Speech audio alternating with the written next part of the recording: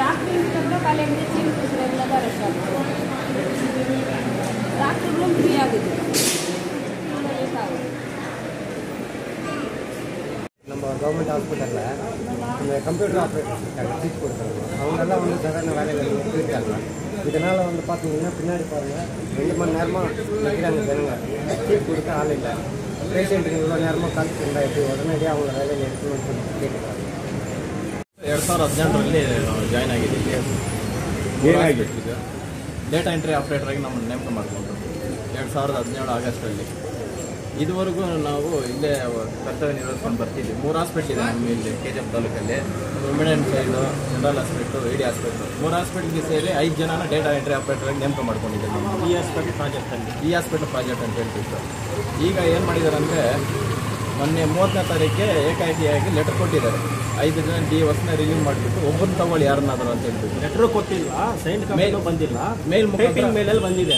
5 ಜನದಲ್ಲಿ ಒಬ್ಬರು ತಗೊಳ್ಬೇಕು. 4 ಜನ ಡೆಪ್ಯೂಟಿ ಡೈರೆಕ್ಟರ್, ಈ ಹಾಸ್ಪಿಟಲ್ ಡೆಪ್ಯೂಟಿ ಡೈರೆಕ್ಟರ್ ಅವರು 5 ಜನದಲ್ಲಿ ಒಬ್ಬರನ್ನ ಇಟ್ಕೊಳ್ರಿ, 4 ಜನ ಡೆಪ್ಯೂಟಿ ಡೈರೆಕ್ಟರ್ ಯಾರಪ್ಪ ಅಂತ ಹೇಳಿಲ್ಲ. ಅಂಡರ್ ಬೇರೆ ಸ್ಕೀಮಲ್ಲಿ ತಗೊಳ್ಳಿ ಅಂತ ಹೇಳಿರೋದು. ಈಗ ಬೇರೆ ಸ್ಕೀಮಲ್ಲಿ ತಗೊಳ್ಳಕ್ಕೆ ನಮ್ಮಲ್ಲಿ ಕೇಳಿದ್ರೆ ಬೇರೆ ಗೈಡ್ಲೈನ್ಸ್ ಅಲ್ಲಿ ಇದೆ ಅಂತ ಕೇಳ್ತಾ ಇದ್ದಾರೆ. ಸೊ ಇದಕ್ಕೆ ನೀವೇ ಮಾಡಿ ಗೈಡ್ಲೈನ್ಸ್ ಸರ್ಕಾರನೇ ತೆಗೆದುಬಿಟ್ರೆ 4 ಜನ ಸರ್ಕಾರದಿಂದನೇ ಗೈಡ್ಲೈನ್ಸ್ ಏನಾಗಬೇಕು. ಎಲ್ಲ ಬೀದಿ ಪಾಲ್ ಆಗ್ತಿದೆ, ನಮಗೆ ಅನ್ಯಾಯ ಆಗ್ತಿದೆ. ನಮಗೆ ಹೊಟ್ಟೆಪಡಿ ಇದ್ರ ಮೇಲೆ ನಾವು ಡಿಪೆಂಡ್ ಆಗಿಬಿಟ್ಟು ಜೀವನ ನಡೆಸ್ಕೊತಾ ಇದ್ವಿ.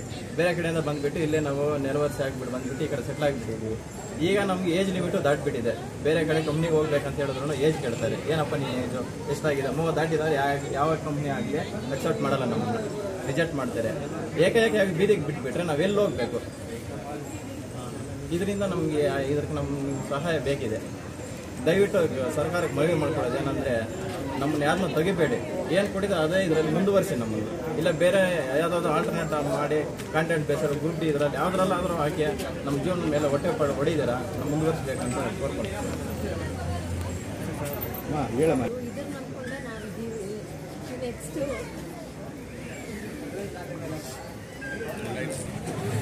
ನಮ್ಮ DHOಗೆ ನನ್ನ ಕಡೆಯಿಂದ ಕ್ವಶನ್ ಆಗ್ತಾ ಇದೀವಿ. ಯಾಕಂದರೆ ಪಾಪ ಒಂದು ಇಲ್ಲಿ KGF ಅಲ್ಲಿ 5 ಜನ ಸ್ಟಾಪ್ ಆಗಿದ್ದಾರೆ. 5 ಜನ ಸ್ಟಾಪ್ ಆಗಿದ್ರ ಮೇಲೆ ಡಾಟಾ ಎಂಟ್ರಿ ಹತ್ರ ಇವರು ಅಪಾಯಿಂಟ್ಮೆಂಟ್ ಕೊಟ್ಟಿದ್ದಾರೆ.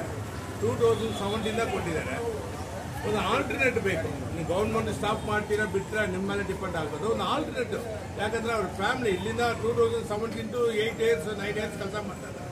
ಒಂದು ಆಲ್ಟರ್ನೇಟ್ ಕೊಡಿ ಅವ್ರಿಗೆ. ಇಲ್ಲಿಂದ ಡಾಟಾ ಎಂಟ್ರಿ ತೆಗೆದುಬಿಟ್ರ ಮೇಲೆ ಎಷ್ಟೋ ಜಾಗ ಇರುತ್ತೆ ಅಲ್ಲಿ ಕೆಲಸ ಕೊಡೋಕ್ಕೆ. ಅದು ಮಾಡಬೇಕು.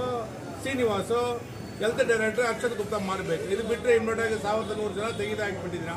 ಓಕೆ, ಇಮ್ಮಿಡಿಯಾಗಿ ತೆಗೆದಾಕಿಬಿಟ್ರೆ ಅವ್ರ ಫ್ಯಾಮಿಲಿ ಏನಾಗ್ಬೋದು, ಅವ್ರ ಹೊಟ್ಟೆಪಾಡ ಏನಾಗ್ಬೋದು?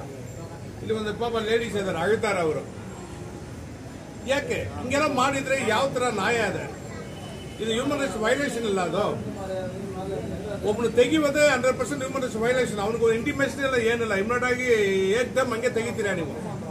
20ನೇ ತಾರೀಕು ಆರ್ಡರ್ ಮಾಡ್ತೀರಾ. ಅದರಲ್ಲಿ ನೋಡಿ, ಅದರಲ್ಲಿ ಒಂದು ಪಾಲಿಸಿ 5 ಜನದಲ್ಲಿ ಒಬ್ಬನ ಕೆಲಸ ಕೊಟ್ಟಿರಿ ಹೇಳ್ತೀರಾ. 4 ಜನ ಏನಾಗೋದು?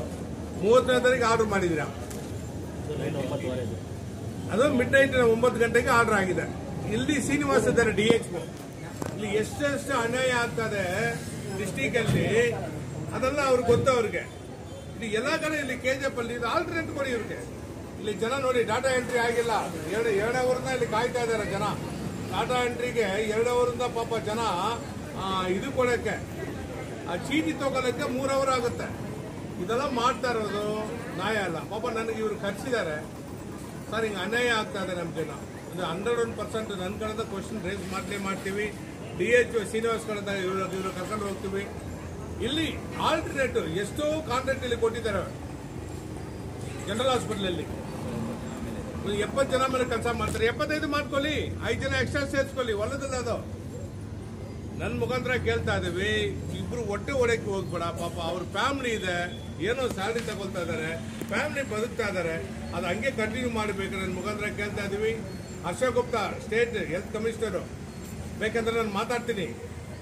ಆಲ್ಟರ್ನೇಟ್ ಕೊಡಿ.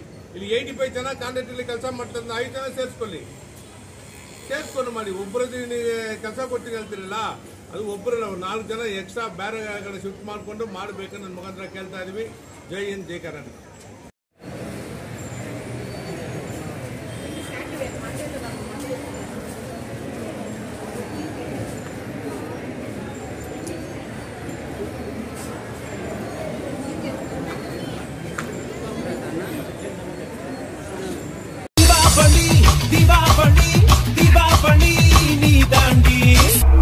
ஆரம்பிக்கலாங்களா?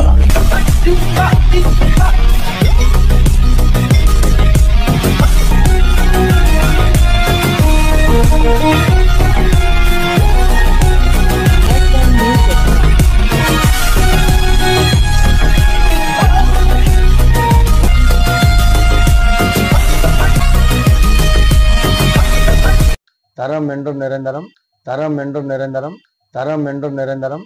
வாங்க.